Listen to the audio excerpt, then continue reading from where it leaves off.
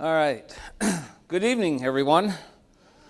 It's good to be back and to see you all. And heard great things about last week. Shocked me. I didn't think Joe could do it, but apparently he did.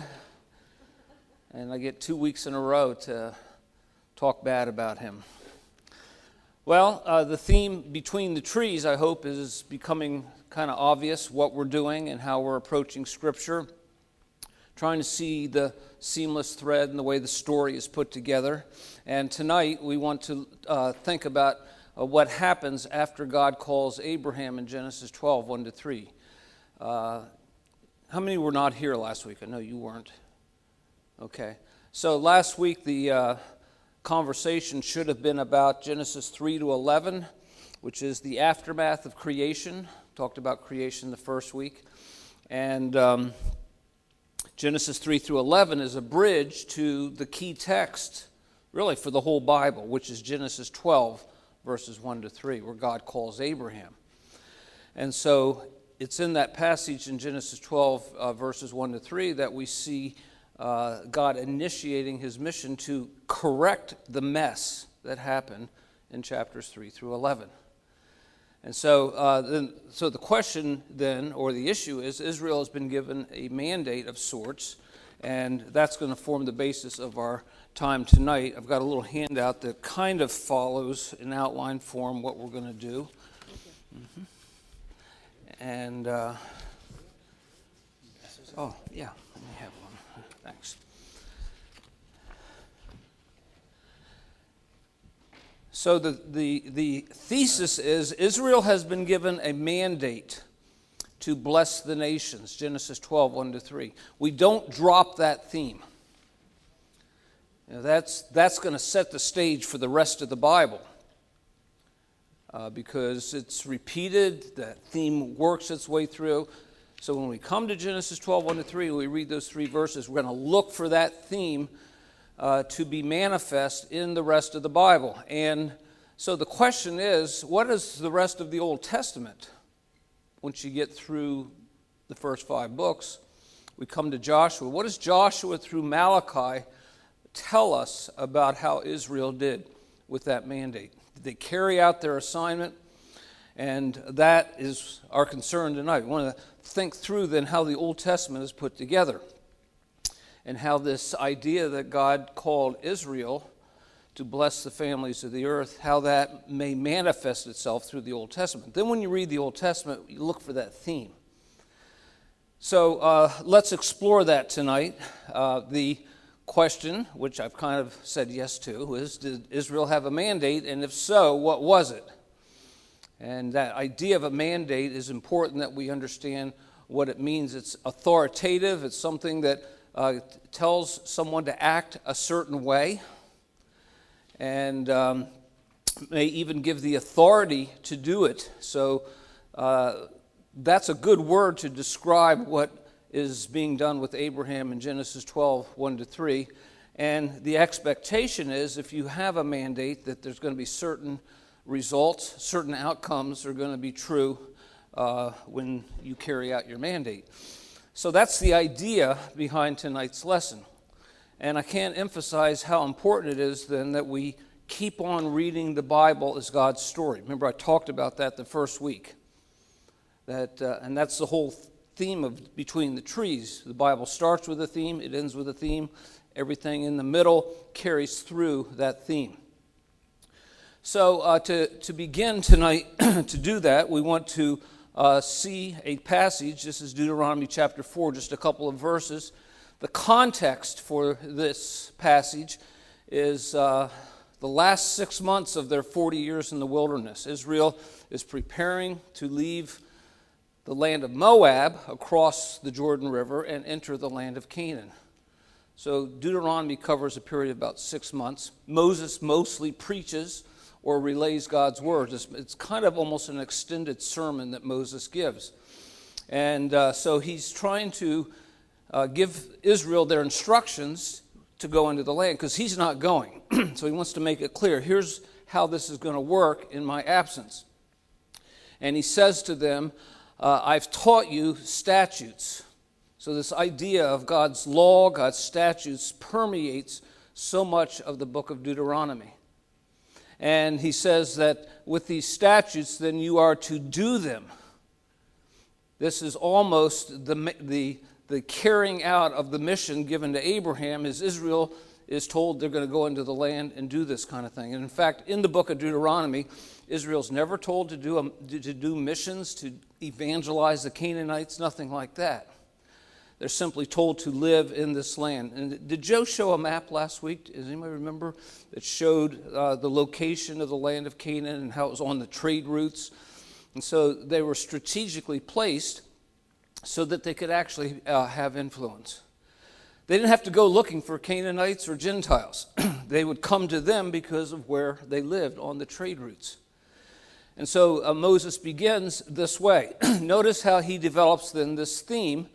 He says, keep them, that is, guard, protect these commandments, these laws, these statutes. That will be your wisdom and understanding in the sight of all the peoples. Notice that the nations are going to see Israel living in obedience to God's law.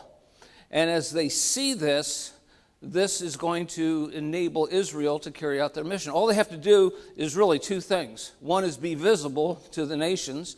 Number two, live in obedience to God's law. All right, and so that's the expectation that's wired into this. And then Moses says the people are going to respond and say, wow, what a great nation. This is really a great nation. And that idea shows up 3 times in this passage. It continues. For what great nation is there that has a God like your God? No other nation has this kind of God.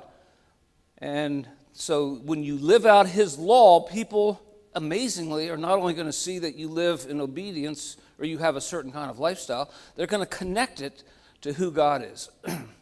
What kind of God do these people have? And then he goes on to say, and what great nation is there that has statutes and laws like you have?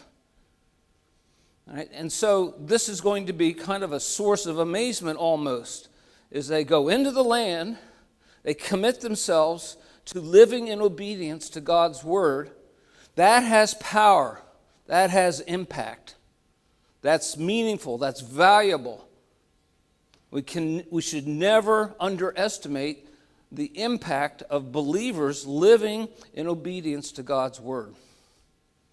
And the nations will recognize that. And that's the point here, but that's also the point through much of the Old Testament. They're going to live before the nations. The nations are going to watch. They're going to put God on display. What a travesty that they would practice idolatry and pollute that message and that opportunity. So this is a key text. Now, I want you to notice one author who has some comments on this. I wonder if someone would like to read what's on the screen.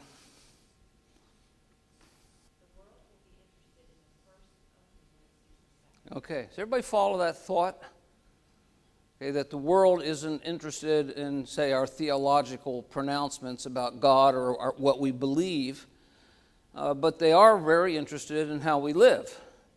And our lives will reflect that. And the life that we live in obedience to God's word will nudge the door open for other kinds of dialogue.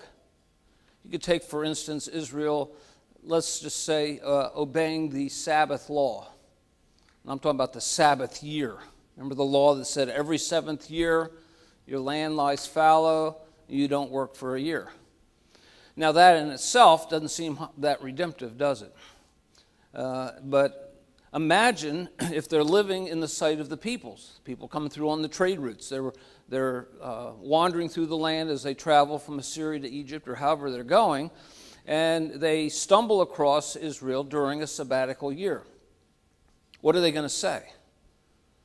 Well, imagine they're coming and they're looking maybe to buy stuff. They're saying, well, everything seems kind of quiet around here. Yeah, we take the whole year off.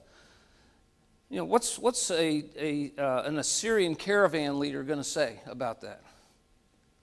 Or is he going to ask questions? What do you think? Yeah. So they don't have to be wearing Jesus pins or handing out tracts. All they have to do, for instance, is to observe that law, and the nations are going to say, "What in the world? What are you doing?"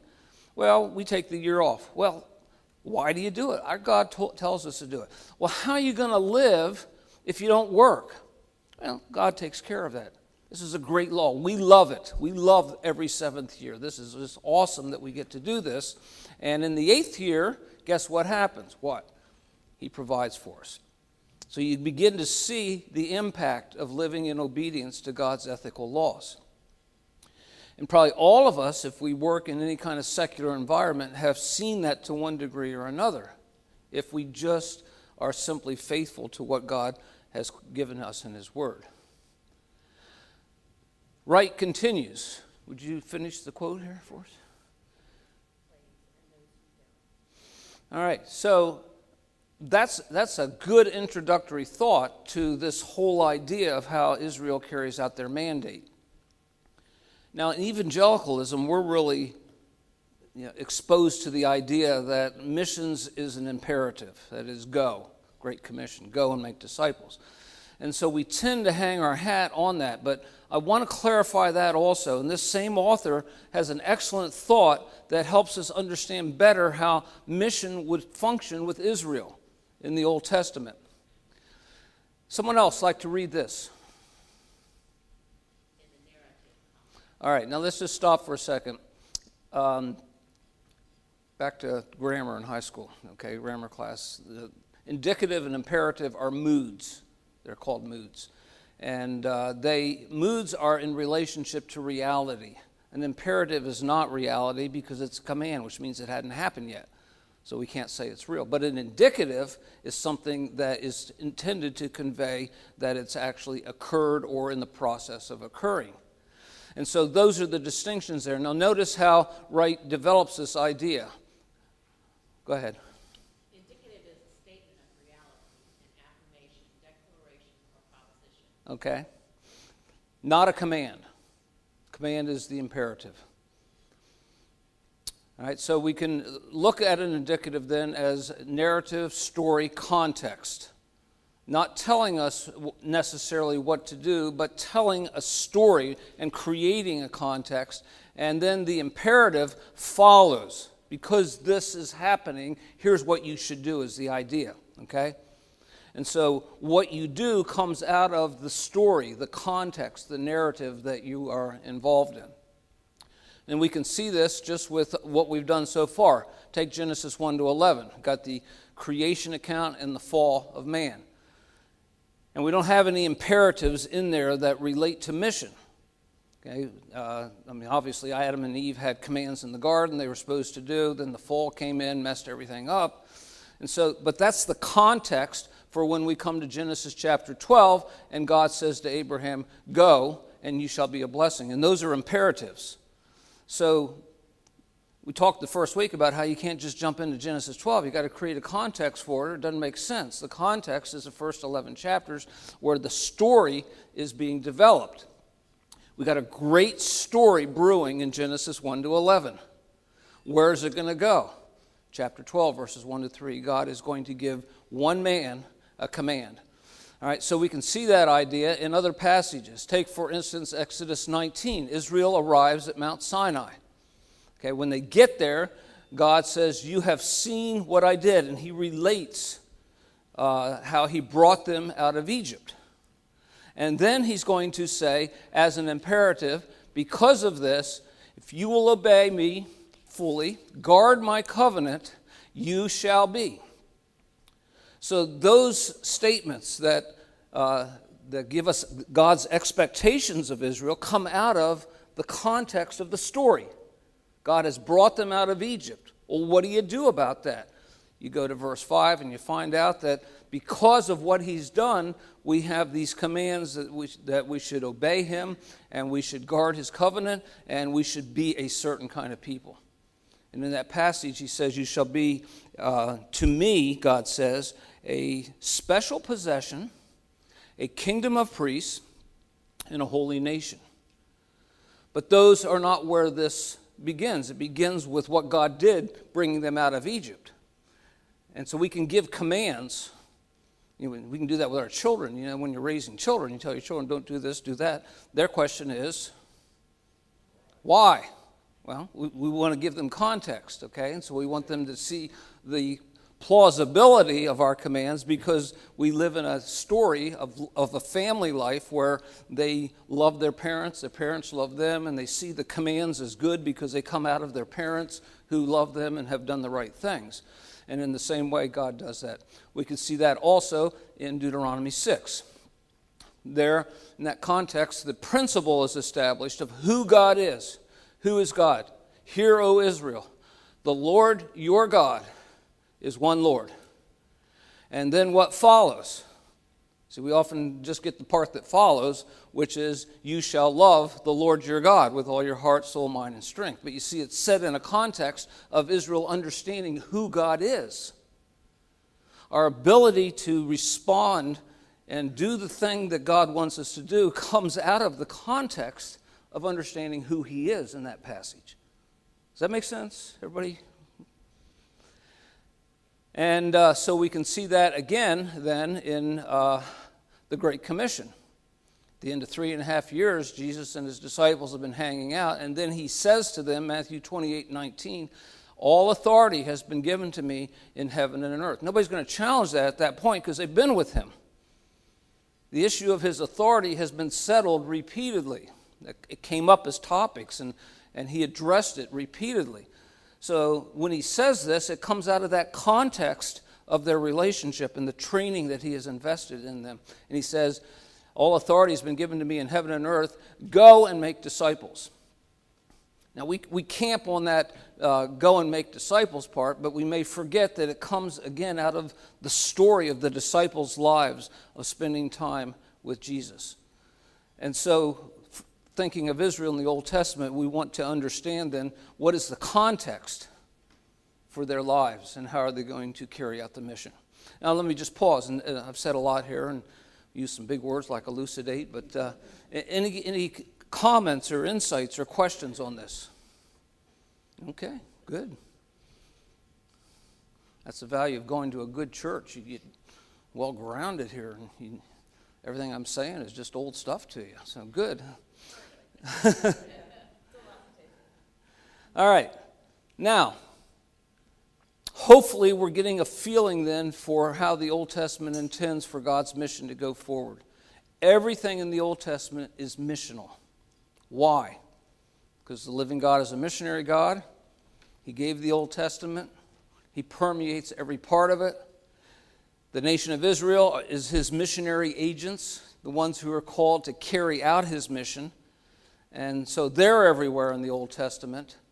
The nations are the recipients. His desire, Genesis 12:3, to bless all the families of the earth, they're throughout the Old Testament. So the Old Testament is missional.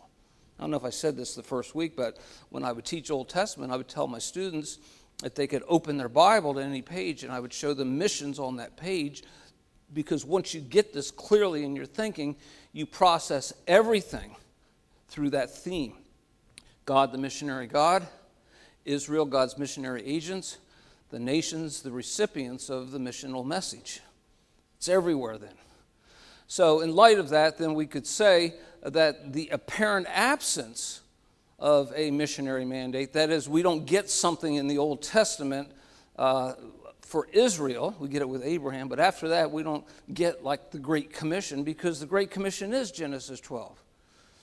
But we don't get this thing of repeatedly telling Israel to go find Gentiles, evangelize them.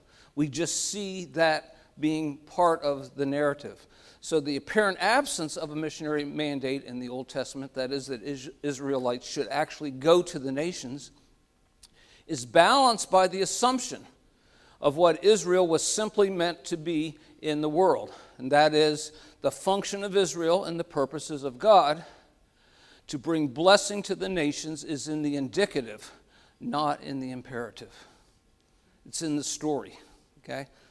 So the more we immerse ourselves in the story and the more we understand how the story works, we see the themes of the story, the more we get that, the better we understand the missional nature of the Old Testament. All right. Well, with that as background, I want to just highlight a couple of texts that relate then to Genesis 12, 1-3. In other words, no matter where you read in the Old Testament, your mind is always processing, how does this relate to Genesis 12, 1-3, which is where the mandate is first given. It's clearly spelled out, God's heart for the nations. For instance, this is the text. You shall be a blessing, and you, all the families of the earth, shall be blessed. Okay, so we keep coming back to that idea then with Israel throughout the Old Testament. Are they doing this thing? Anytime anybody asks you, your mind is trained. I've got to keep this Genesis 12, verses 1-3, clearly in my radar, because this is kind of the benchmark for what Israel is to be throughout the Old Testament. So, for instance, in Exodus 19, verses 5 and 6, we read this, and I quoted it earlier. You shall be my own possession, says God. You shall be to me a kingdom of priests and a holy nation. Think of what that means. That's Israel arriving at Mount Sinai. Just a couple chapters earlier, they left Egypt. They travel, they arrive at Mount Sinai. The first thing that happens is in Exodus 19, where we see these verses. And God says, this is what I want from you. I want you to understand, first of all, that you will be my own possession. You belong to me. Second of all, you'll be a kingdom of priests. What does that convey to you? The phrase kingdom of priests. Okay. How do you put that together with kingdom? The priest part is the mediator. So what's the kingdom part? Pardon? Okay, yeah. You are a group that's a kingdom, which means you have a king, and the king would be God himself. So God has formed the community of Israel as a kingdom, and as a kingdom, they are to function in a priestly mediatorial way. We don't often think of Israel that way. And what would the mediator, the priests in the Old Testament, mediate between? What's Israel mediate? Who are the warring parties that need to be helped out? God and the nation. Yeah, you've got the Gentiles in rebellion to God, the pagans, the non-Jews. They don't have any of the blessings. You got God who's angry righteously because of their sin. So you got these polarized parties. God raises up Israel to function as a kingdom, a community under his authority, who will do the mediatorial work of reconciling God and man. And then a holy nation. The word holy means to be unique, to be separate. And so that you are separate from those other nations. You're unique amongst all the nations. Now the question is, what this says, how will Israel doing these things enable them to become that? How will it result in the Great Commission, the Abrahamic covenant being fulfilled? That's the question that we would ask throughout the Old Testament. Anytime we see God telling Israel to do something or seeing them do something, the question is, how will this result in a fulfillment of God's heart in Genesis 12, 1-3? Okay? We can look at a second passage, Deuteronomy 4:6-8. We just looked at it. Keep them and do these things. That will be your wisdom, and people will say, the nations will say, the peoples will say, what a great people, how wise and understanding they are. How will the nations saying this result in this? Then is the question. We track through the Old Testament repeatedly asking this kind of question at every point. And we'll spend most of our time shortly in looking at two stories where we want to probe a little bit more and see how this actually plays out. A third passage, Deuteronomy 29 and verse 10, the peoples of the earth shall see. Notice, twice we've seen in Deuteronomy where God says the peoples of the earth are going to watch and they're going to see something. That's the whole point. Israel has to be visible, and they have to be visible in an ethically righteous way, living out the law of God. That's the two things that God requires of them. And so the nations, the peoples will see this, that you are called by the name of Yahweh. The name of Yahweh is his character, his qualities. And so they're going to see that you are identified with Yahweh, not with some other God that has all these weird permutations of character that are somewhat distasteful, but Yahweh, they're going to see that your ethical laws conform to his character. And the question is, how will the peoples of the earth, seeing that, result in Israel being a blessing and all the families of the earth being blessed? Okay? And one more passage, Psalm 67, great psalm that appears to have taken the motif of Genesis 12, 1-3, and put it into a worship song. So Psalm 67 would be a worship song that Israel would sing and blend into their worship on certain occasions, has the key elements of Genesis 12, 1-3. And so they would sing, may God be gracious to us and bless us. Remember, 5 times in Genesis 12, verses 2 and 3, a form of the word bless occurs. And now it's surfacing in this psalm. May God be gracious to us and bless us, make his face to shine upon us, that your way may be known on earth, your saving power among all nations. Why would Israel in worship sing a song asking God to bless them? Because they want the nations to see who God is. So then the question would be, how will Israel singing this song in worship, how will it result in them blessing all the families of the earth? Okay? Again, I want to stop and make sure everybody's tracking, that we're seeing what the theme is tonight and how we're trying to probe just the Old Testament and Israel's mission in the Old Testament. No questions? Okay, good. All right, so with that in mind, think now about what was actually the reality of what was going to happen with Israel. We could talk about generational transition. This is one of the challenges that confronts Israel and confronts the church, confronts everybody, is this issue of how we pass the faith along. And so Israel was confronted by that. Think for a moment of how socially and sociologically they functioned from the period immediately following Abraham up to the time of the Judges. In the time of Abraham, Israel was somewhat nomadic. It was patriarchal. They were a tribal confederacy all the way up to the close of the book of Genesis. This was the way Israel functioned. And they wandered to a degree. They had relationship as a tribal confederacy, but they had not conquered the land. They didn't have a land, technically, that was theirs, and that was true up till about the time of Joseph. So the rest of the book of Genesis is going to look like that. Then it's followed by the time in Egypt, where they don't have a leader, and they're going to spend a few centuries in this condition. The worst part being near the end, the last few decades, was terrible slavery. And then God raises up a leader who's going to lead them as a nomadic nation out of Egypt. And they're going to wander for 40 years. And this is really crucial that we understand this, because it means that there's going to be a fundamental change that's going to take place in the sociology of Israel. Imagine living in a camp situation for 4 decades like they did. Okay, and so they had their configuration of how they were supposed to live, tabernacles in the middle, 12 tribes around, the Levites immediately surrounding the tabernacle, the other tribes outside, and everywhere they would go, they would go in the same order in their procession, with the tabernacle in the middle and then tribes in the front and the back, and then they would camp and they would set up in the same way.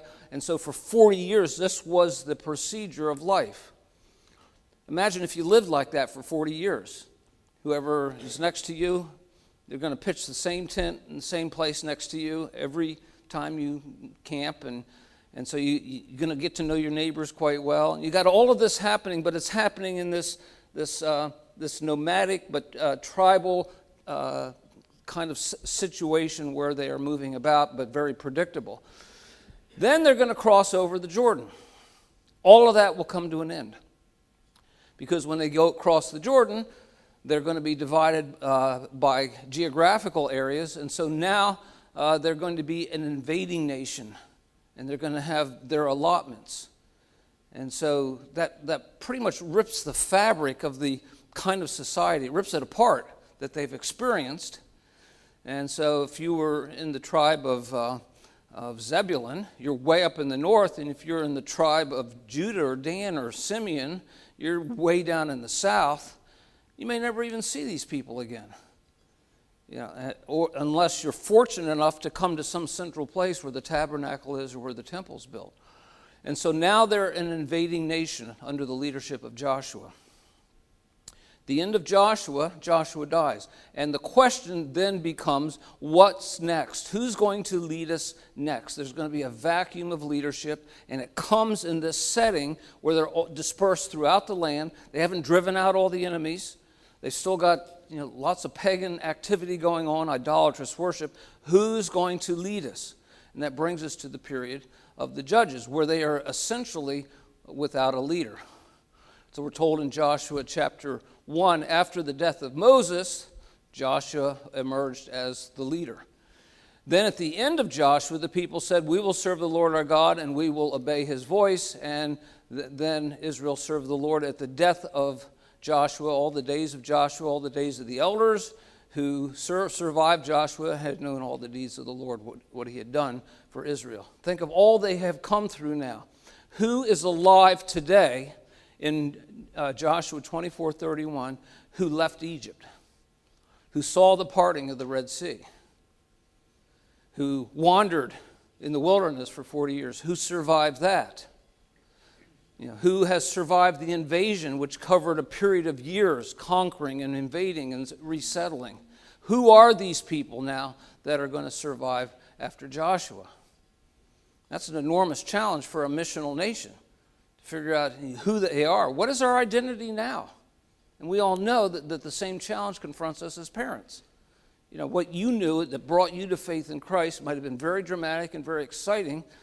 You can't just give your kids an infusion of that. They have to buy into it on their own. They have to experience that as well. And so there's going to be a generational breakdown that's going to really undermine this missional identity for the nation of Israel. And so in Judges 2, we see this interesting statement. There's this transition from Joshua 24 that we just looked at to this passage in Judges 2, where it almost repeats a lot of that passage. Joshua dies in verse 8. They buried him, and all that generation were gathered to their fathers. All of Joshua's generation, the old people.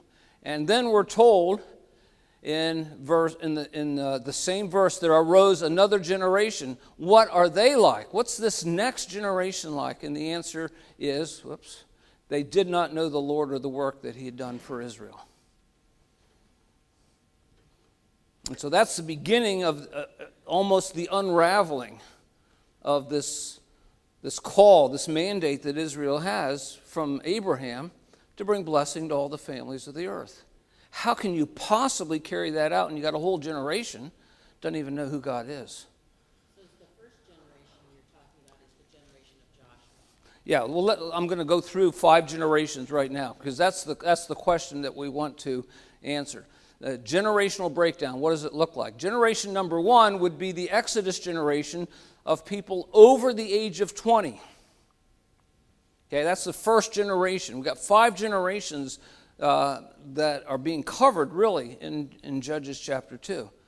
The first one is people over 20. They die in the wilderness. Why did they die? Why weren't they allowed to go into the land? Anybody remember?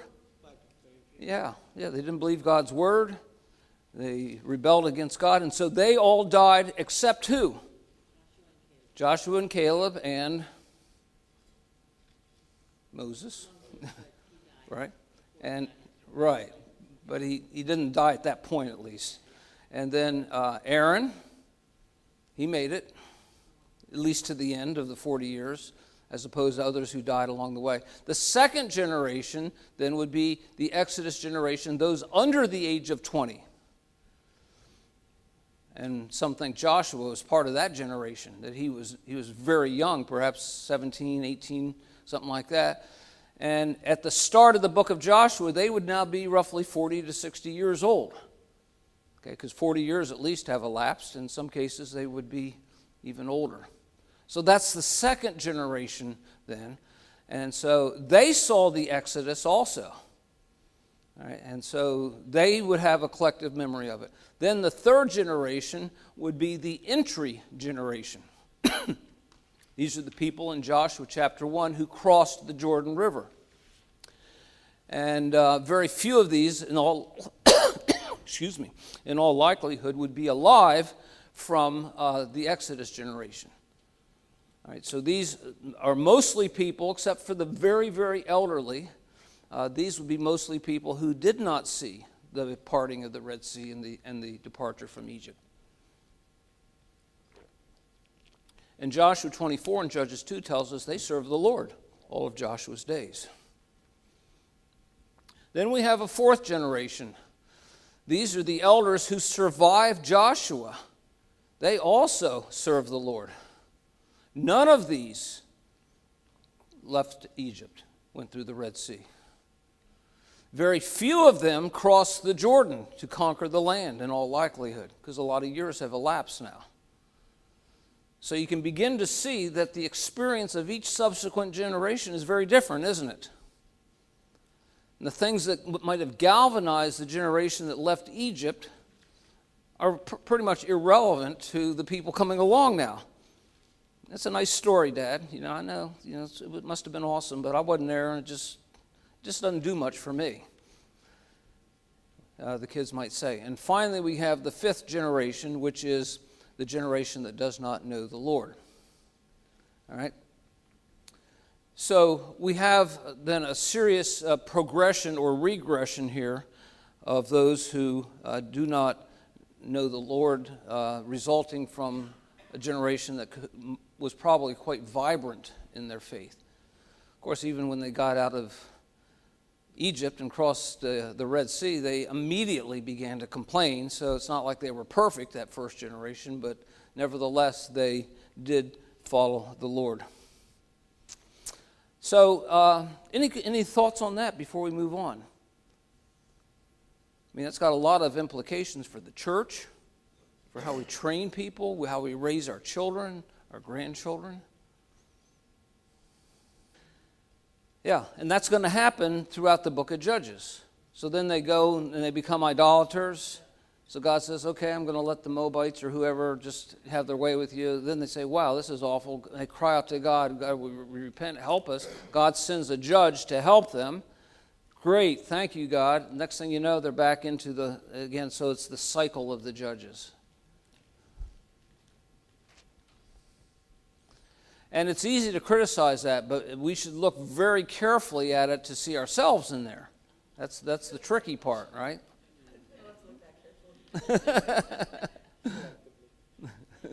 Yeah.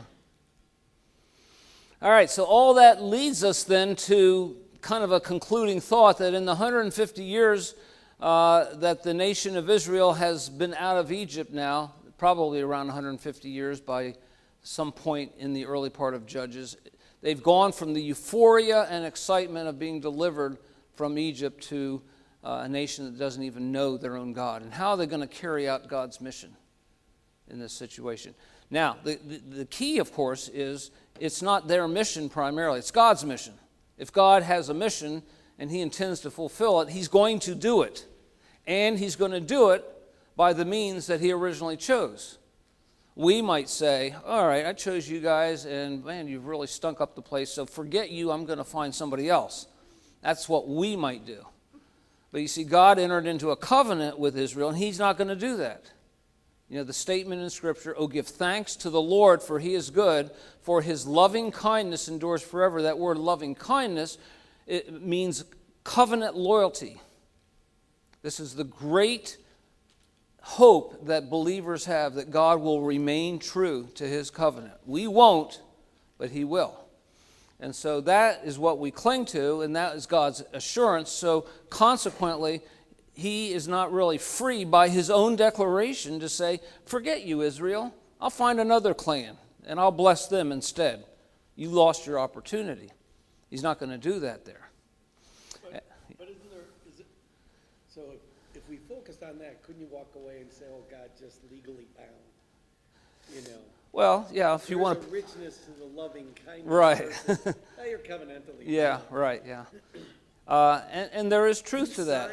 Right. Yeah. No, you're right. It is a legal binding, just like marriage, even. The interesting thing is that the Old Testament law on marriage said that you enter into a similar kind of contract. If you break it by signing a document that you're no longer married, you can still marry somebody else. You can't go back and marry your first spouse, though. That's the law of divorce in Deuteronomy 24. And so here you have this covenant that a man and a woman make, and he says, well, I'm tired of her, so I give you this divorcement. Be divorced, get out of here. I found somebody else. He marries her. She can go and marry someone else. Those two cannot come back and marry one another. That forms the basis for one of the amazing things about God, that God says, because he makes his relationship with Israel analogous to marriage. He's called the husband of Israel. Israel's the wife of Yahweh. So they enter into this contractual marriage. Then Israel essentially divorces God and commits adultery and goes after other gods. And God says, through the prophets, especially Jeremiah, have no obligation to take you back. The law of divorce says, I can't take you back. But here's the amazing thing, says Jeremiah. God says, I will take you back. I will still receive you. And in the story of Hosea, which you may be familiar with, where Hosea is told to marry an unfaithful woman, and God says, I will woo you once again, Israel. And all of Israel, the Old Testament, who understood the law of divorce, should gasp and say, wait a minute, we've never heard of such a thing. That this damaged husband who has been rejected by this woman is still going to woo her and remarry her. And he says, I will allure you, in the words of Jeremiah. I will court you, in the words of Hosea. And we shall once again be united, and you will call me husband. So God's faithfulness, permeates all of this. And that should just astonish us, no end. And it's supposed to be a point of amazement for Israel. Doesn't he spit them out? Pardon? Isn't there a passage where he spits them out? He's done with them? Well, when we come to the fourth or fifth week, I forget what we're doing. Next week's the fourth week. I don't think we're doing it next week. But the following week, I think we're going to talk about how Jesus and the apostles turned to the Gentiles. At that point, and it's not so much just a rejection of Israel, but we'll come to that then. Okay? So hang on to that thought. All right, so how are they going to carry out this mandate? We've got two mission stories, and they're both in your handout. The first one is story of Solomon and the Queen of Sheba. And it's on the second page there, two mission stories. I've put the whole text in there because we're going to kind of work through each of these stories. Hopefully we'll have time for both of them. And what I want to do, first of all, is just set the context for this particular story. This is about, obviously, Solomon. And so if you look at this little diagram here, this is going to help us create a little bit of a chronology to plug in this story. What does SDS stand for up there?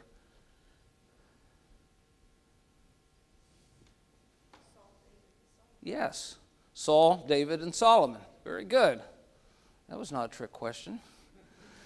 All right, so we got the three kings of Israel in order, roughly 40 years reign for each of them. You get the time period. And then at the death of Solomon, the kingdom is going to divide in 931 BC. And when that happens, Israel will be divided into two nations, a northern kingdom and a southern kingdom. And as you may know, the northern kingdom will be carried off into captivity in 586 by the nation of Assyria. 722. and the southern kingdom of Judah will be carried off by Babylon in 586. This is just a handy little tool. If you can get the basics of this, this gives you much of the kingdom of Israel history as a broad framework that you can put a lot of other details in. So if that's helpful, and I will send this PowerPoint to Mike, and he can make it available, because I see everybody's trying to. These two. Excuse me? Can you send this? Yeah. I have it. Yeah, you have it. I have that, yeah. Unbeknownst to you, you have it. Yeah. So I will send this, because I see some are trying to write it down, and I want to move along, but you will get this, okay? So anyway, this sets the context, and then we're dealing with Solomon. All right, so it's this time period. It's sometimes helpful just to have a general sense of when and where something happens in history. And so you can put this story in there. And a second thing is this involves the Queen of Sheba. So I want us to see the geography of this. And this place called Sheba is modern-day Yemen. Okay, so that's in the southern Arabian Peninsula. Very rich area. It was probably the richest in the ancient Middle East or the ancient Near East of herbs and spices. The most valuable, precious herbs and spices were traded from here. And so the trade routes would involve, inevitably, caravans that would go up this way and go through the trade routes to Egypt and up through Canaan, on to Assyria and to Babylon and to Asia Minor. It's a distance of about 1,400 miles. So when you read the Queen of Sheba comes, it just sounds like a piece of cake. She got on a camel, and by afternoon, there she was. But it was a couple months' travel. This is a long trek for her. All right? Her caravans would make it a lot. I doubt that she made it a lot. And so this helps us get a little bit better sense geographically of what's going on. So now let's read the story. And maybe I could get Mike to read the first 3 verses, and then Ray, could you read verses 4, 5, and 6? And then would you take the next 3 verses, and who will take the last 4 verses? Would you do that, please? Okay. So let's read through this story, and then I'm going to give you some discussion questions for you to work on at your table for a few minutes. So go ahead. Okay. And of course, if you've seen the movies, you know, there's all this titillating curiosity about the real relationship between these two. But we're not interested in that tonight. You know, I got some questions for you. Question number 1, what brought the Queen of Sheba to Solomon? I'll leave these up on the screen. What were the issues in her heart concerning which she questioned him? What do we learn about God's mission from Solomon's fame and wealth? How can God's mission advance through believers who are neither famous nor wealthy? Is there a key verse in this story that highlights the success or failure of Israel's mission? What can we learn from this story about Israel's mission to bless the nation? So those are 5 questions. You may not get through all of them. Maybe you guys could start at the last one and work forward so we can make sure we get them all covered. You guys can start in the middle, work forward, start in the middle, work backward, and whatever. Or you can go together since there's only 2 at each table. So let's take a few minutes and try to answer some of these questions, and then come back and let's talk about the missional significance of this passage. Who would like to respond to the first question? We felt like for the first one that probably just she probably had heard of his reputation as renown. Maybe she thought this has to be exaggerated. So I got to go check this out. Yeah. Okay, good. That first line or so of verse 1, she heard of the fame of Solomon concerning the name of the Lord. What does that mean?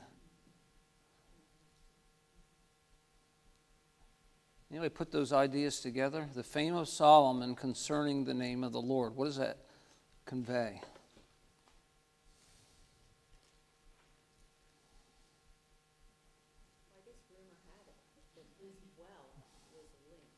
Okay, yeah. Okay, good, yeah. Somehow, his fame is tied in with God, and she wants to learn more about that. So that's an interesting insight. And then she comes to test him with hard questions. You wonder, what did she actually ask him? What kind of questions? Advanced calculus or... Did Adam and Eve have belly buttons? Yeah. Bible trivia, whatever. All right. Second question. What do we learn about God's mission from Solomon's fame and wealth?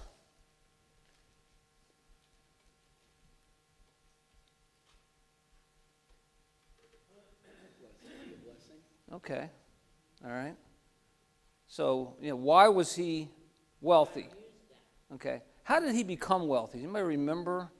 It starts back in chapter 3 of 1 Kings. His father David died in chapter 2, and he's consolidating the kingdom. Chapter 3, he goes to Gibeah to offer sacrifices to the Lord, and the Lord comes to him and asks him a question. Remember what it was? What do you want? Yes.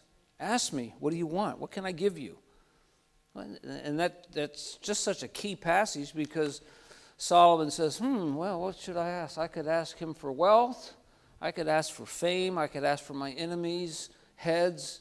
I could ask for all these things. But then he says, I'm just going to ask God for wisdom to lead these people, to do the ministry God's called me to. And so he does. And it says, that pleased the Lord. And the Lord says, I like that, and I'm going to give you what you've asked for me, but I'm also going to give you what you didn't ask. And so he ends up with fame and wealth. Why? Because he wanted to be famous and wealthy? No. That's just the goodness of God. And so God's intention then in giving Solomon this fame and wealth was that it was going to open up doors and not be a trap or pitfall for him. But as we know, in the very next chapter, chapter 11, Solomon's got 700 wives and 300 concubines, and his life is just spiraling out of control. So, but at any rate, he asked God for the right things, and God gave him fame and wealth. He gave him the wisdom that he needed, but he also gave him fame and wealth. Well, what do we do with this story when we're talking with people like us who are neither famous nor wealthy? Speak for yourself. Well, we remarked that one of the things that the Queen of Sheba was amazed at was how happy the servants were. Okay. And if you're royalty, you don't notice the help. Right, yeah. They're there as a commodity for you to make your joy work. Okay, yeah. And she marvels at that. Okay, good, yeah. And it must be because they also, something the way they operated or appreciated or saw their part in it was enough for her to mention. All right, good, yeah. And of course, we can't take this story just as the paradigm for all missions and evangelism for Israel, because the average person in Israel was not famous or wealthy. Okay, so this is a story about a king, but we can, in our next story, we'll see someone who was not famous nor wealthy. All right, so there's other stories as well. Question 4, is there a key verse in the story that highlights the success or failure of Israel's mission or of Solomon carrying out Israel's mission? Do you see anything in this passage that says he succeeded with this woman or he failed?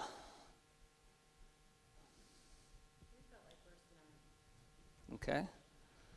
And what in verse 9 makes you say that? Okay. And she's discovering that. You notice how the name Lord is spelled in all caps there? Anybody know what that means? Familiar with that? No. It's not. It's neither. It's Yahweh. And this is not all English versions do this. Okay, so you got to check your version. But where it's all caps like this, it means Yahweh, the unique God name for God. It's only used of God. When it's capital L and lowercase O-R-D, that's Adonai, which is kind of the generic word for master, Lord. It can be used of other gods, or Sarah called Abraham Adonai. So it's got a variety of nuances. And then the name Elohim is typically translated as God. So Yahweh is your Elohim, she's saying. See, there are many Elohim. The Bible acknowledges that. So there are all these Elohim. Some of them are, sometimes angels are called Elohim as well. But the pagan gods, Baal is an actually Elohim is plural, he's an El. So, but she's saying of all the possibilities, your God is Yahweh.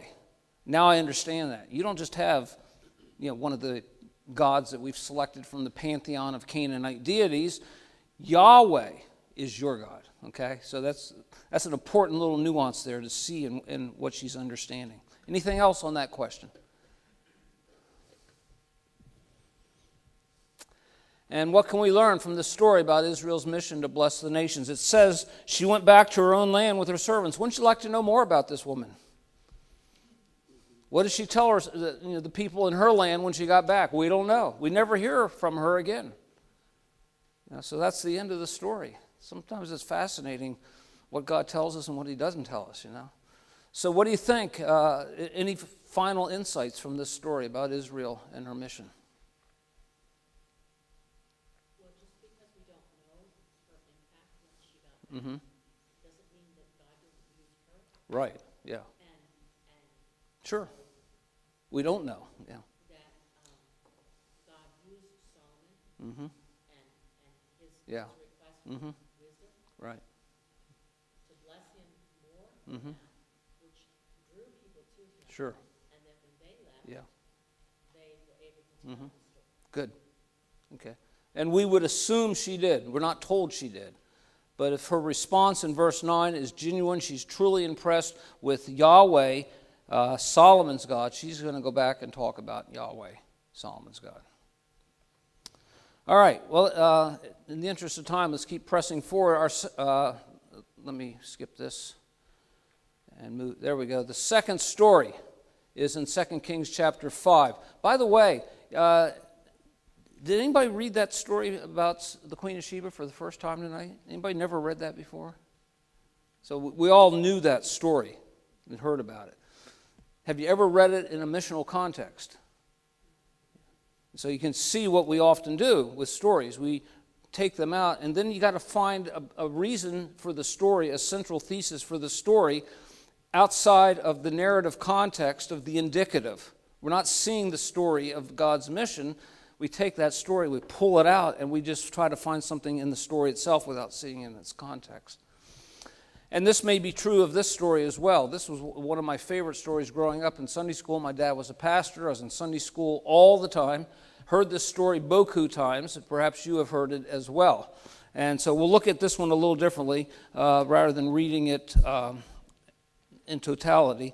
Let me start by going back to our little schematic of how Old Testament history works and plugging this story in. This story involves a Syrian king named Ben-Hadad. He's not named in the story, I don't believe, but you can see the time frame and the general area chronologically where he lived. And there is a king of Israel that's central to the story. His name is Jehoram or Joram, Joram. Either spelling is the same person.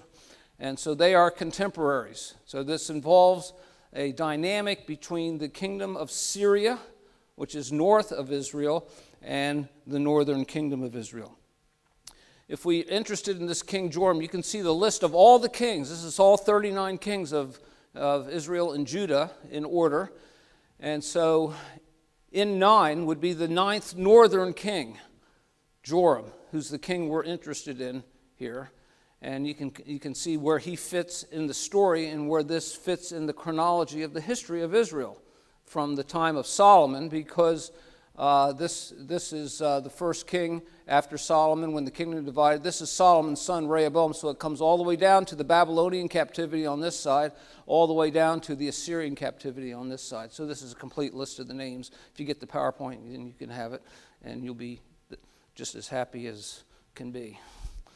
All right, so that's the context. Now we go to verse 1. Someone read verse 1 off the screen, please, or off your paper, either one.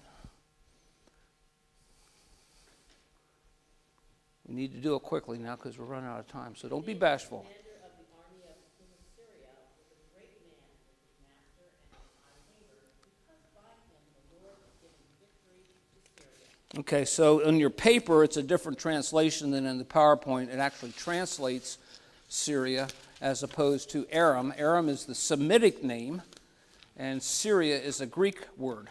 Same country, whether it's Aram or Syria. Okay? So this involves in the first character in the story is Naaman. He's a captain in the Syrian army, and God has really granted him victory. Verse 2. Now the Syrians on one of their raids had carried off a little girl from the land of Israel, and she worked in the service of Naaman's wife. Okay, so she's serving then. She's been taken captive. When it says little girl, we might picture someone that's like 5 or 6 or 8 years old. She could be, a teenager, late teens even. We don't know. She's perhaps a young woman. Sometimes these terms are a little bit nebulous in the Hebrew. But at any rate, she has been taken captive. And so they came from the north, and they raided Israel and took captives, and she's one of the ones that she took captive, or that was taken captive. You can see the geography here. The capital of Syria is Damascus, and the capital of Israel is Samaria, and so it's about 85 miles between those two cities. And so Syria is looking to reclaim border territory. There's constant ongoing battles here between Israel and Syria for the border that they share. They're taking land from each other, and so Syria has made a foray into the northern kingdom, taken some captives, seized some land, and has gone back to Damascus now and taken this girl. It's actually fantastic news that we're not dealing with this in our day and age. Yeah, right. And they didn't even know about oil back in those days. Yeah, isn't it interesting? So this is the geographical context that gives you a little bit picture of the story. And so we continue reading. We got this border dispute here, and I guess I had a little more on that slide than I remembered. Syria invades Israel, and then the Israelite girl is captured by the Syrians and taken back.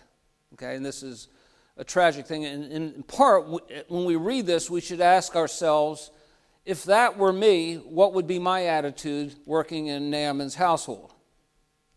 Okay, and we all would probably think, I'd be pretty resentful. This would really annoy me. Not going to see my family again. I don't know what happened to my parents or my husband if she was married. We don't know any of that. So, verse 3, someone read that? Okay, and that word Lord there is Adonai, by the way. So that shows up in different ways. But at any rate, master in this version. Elisha then is the prophet in the north, in the northern kingdom of Israel, and Samaria is the capital city. So she's saying, perhaps to Naaman's wife, if you only knew, there's this guy back where I come from, and he's got the ability to cure him of his leprosy. Verse 4.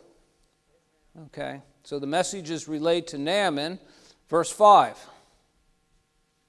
And so the king of Israel, often in stories, is not named because they're usually loathsome creatures who, the authors don't like that much. And so he's the grandson of Ahab, grandson of Jezebel from that marriage. So this is the king who is the king of Israel.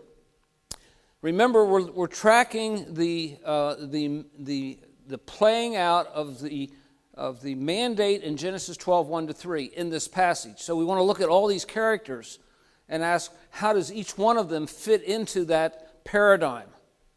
We got Naaman, we got the girl, we got Elisha the prophet now, we got the king of Israel. What role does each one of them play, and what do they have to teach us about how mission is done? And so we come to verse 6. Someone read that?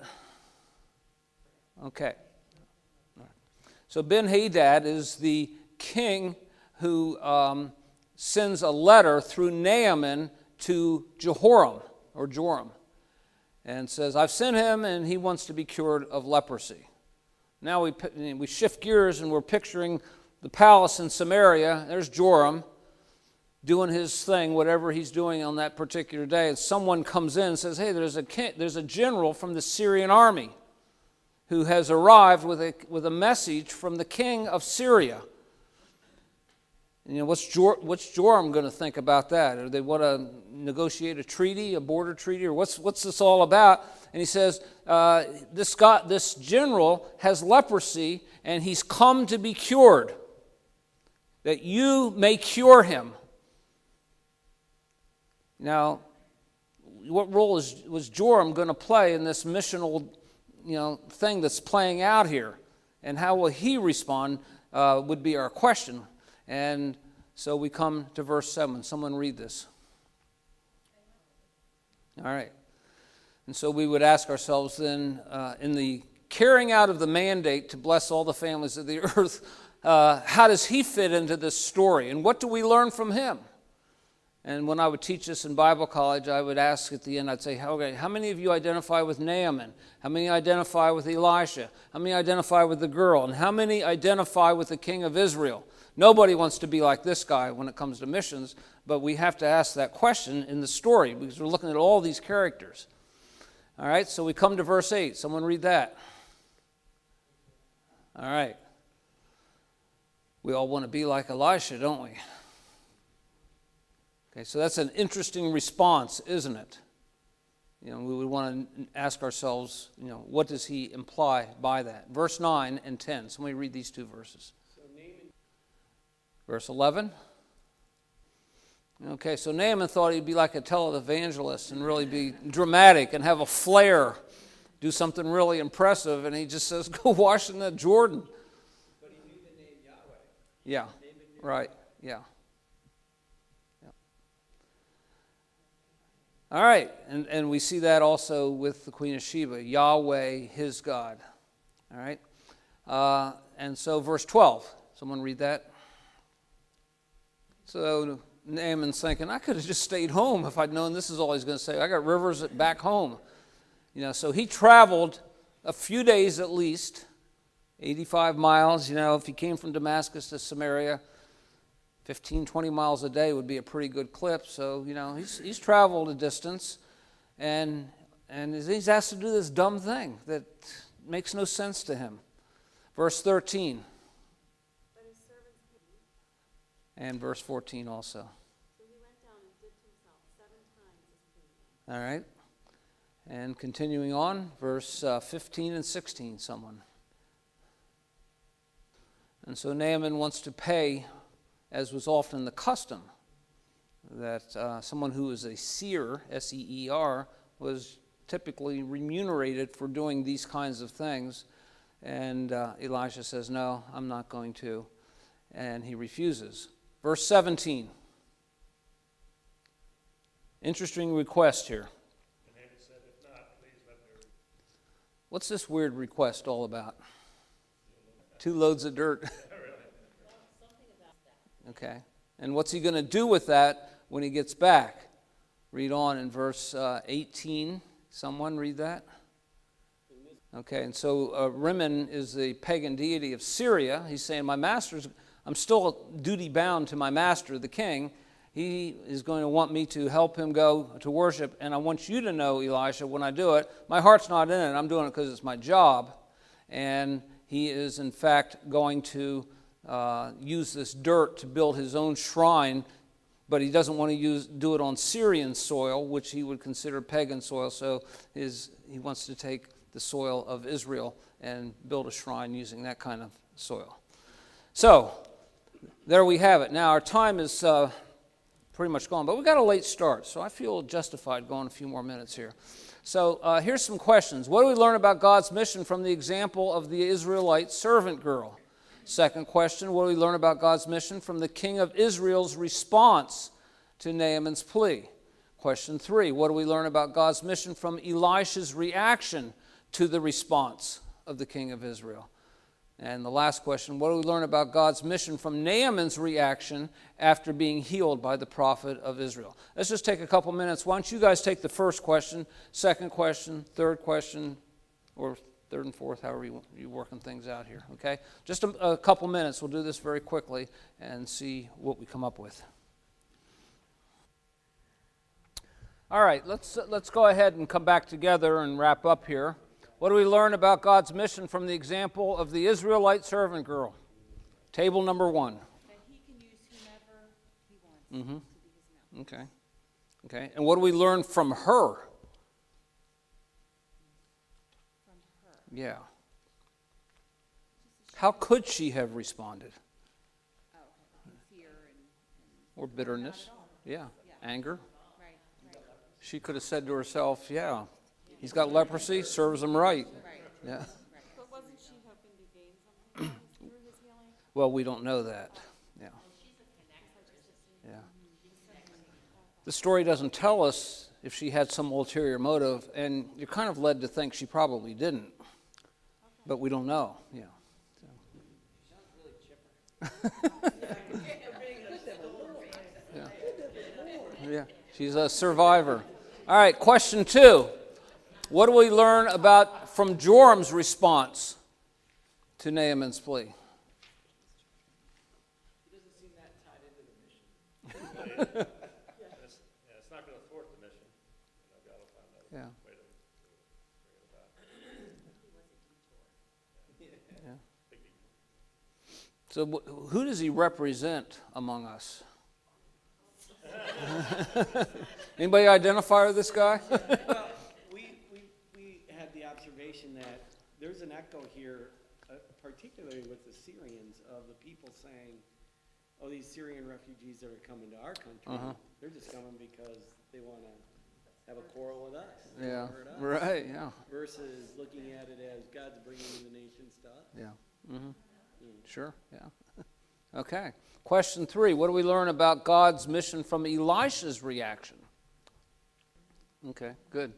And does anybody remember from reading the story previously what happens after where we ended this story? You may remember what happens next. Gehazi, the servant, says, well, my master doesn't want anything. I'm going to go. And he follows him and catches up with him and says, oh, do you have something for us? And he tries to bribe Naaman and get something out of him. And Elisha hears about it, and Gehazi becomes leprous as a judgment for that. So the story continues, but we had to cut it off at that point. And finally, what do we learn from Naaman's reaction? Do you think, is it like the Queen of Sheba's? Is it clear? Is it fuzzier? What do you think? He's a converted man. You believe he was truly converted? Yeah. Sure. He's already thinking ahead to How's he going to worship? life is going to Right, yeah. Sure, yeah. Now, the Queen of Sheba may have been doing that too. We're just not told, but we're definitely told with him, so it's a clear kind of thing. So it's a cool story. It's also, I don't know, did Joe talk about attractional and expulsive mission last week? The idea that Israel's placed in the land, and where they were, the nations would be attracted because they're on trade routes.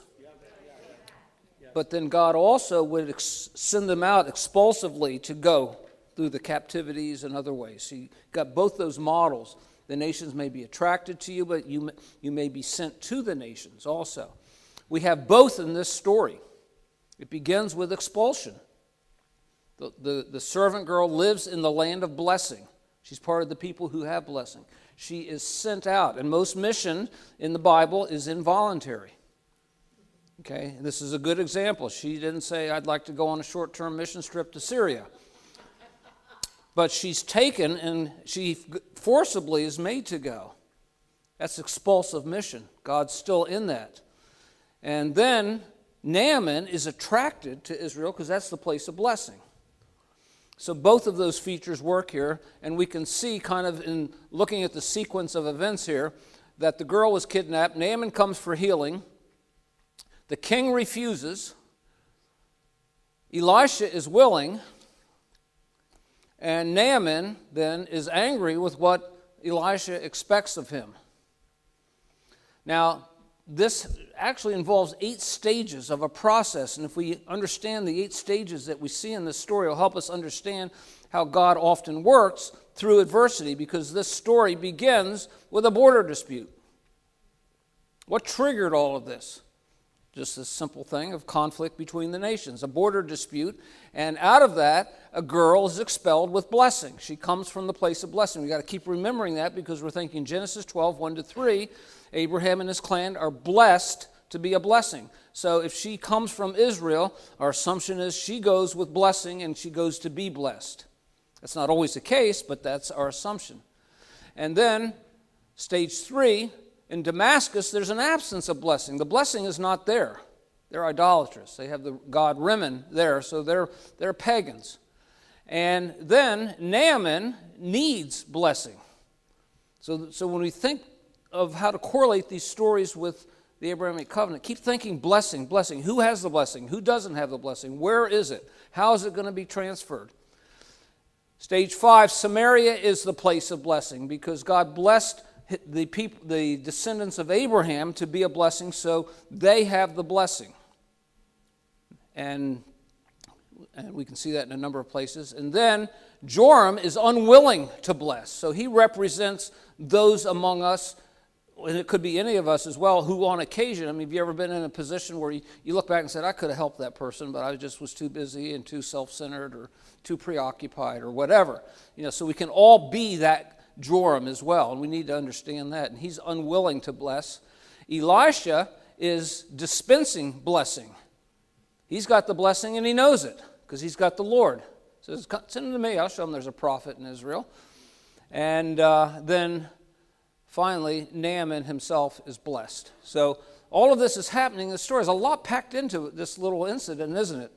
And you got all these characters, so you want to track with all the characters in a story like this to see the part that they all play in how God is going to use his people on mission. All right, any concluding thoughts tonight?